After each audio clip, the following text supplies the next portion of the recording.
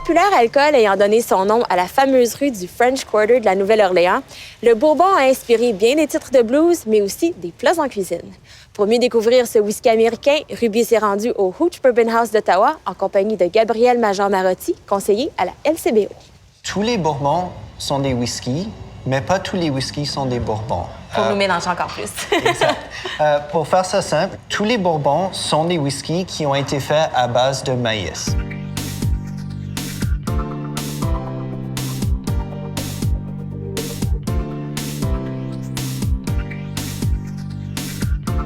Avant qu'on parle des spécificités de chacun d'entre eux, j'aimerais ça que tu me parles de l'histoire du Bourbon. Donc, à la fin du 18e siècle, il y avait beaucoup de fermiers qui s'installaient dans le Kentucky, puis ils faisaient un whisky à base de maïs.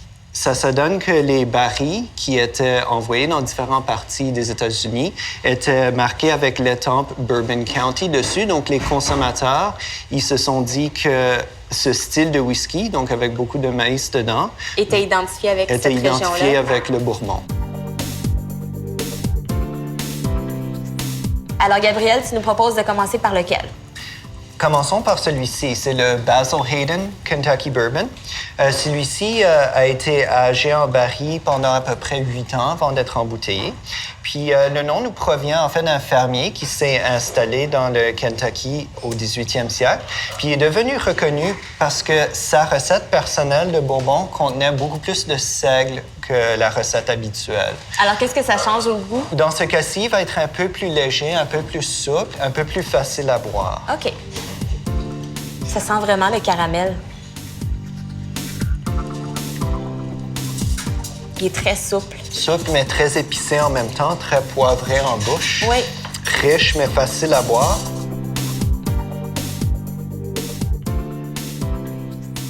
Le deuxième, c'est le Elijah Craig. Puis celui-ci a été âgé pendant 12 ans, donc on peut voir déjà la différence de couleur. En effet, c'est beaucoup plus foncé. C'est exact. En fait, le bourbon, quand il est embouteillé, il est défendu de rajouter n'importe quoi sauf de l'eau. Donc, toute cette couleur nous provient naturellement du temps qu'il a passé en barrique.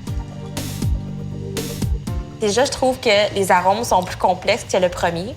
Beaucoup plus musclé. On a beaucoup de fruits séchés puis de fruits en conserve.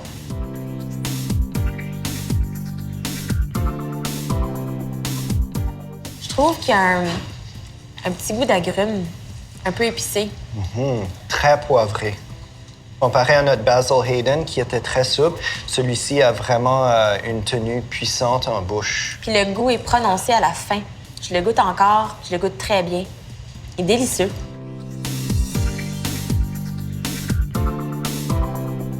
Le dernier, donc, c'est le Booker's. Celui-ci aussi, on va noter qu'il est unfiltered puis cask strength. Cask strength, ça veut dire qu'il n'a pas été dilué au moment d'être embouteillé. Donc, il compte un bon 63% d'alcool. Bonsoir, OK. Celui-ci, donc, je conseillerais d'utiliser un tout petit peu d'eau distillée. Okay. Booker lui-même, il conseille d'utiliser un peu d'eau distillée. On va suivre ses conseils.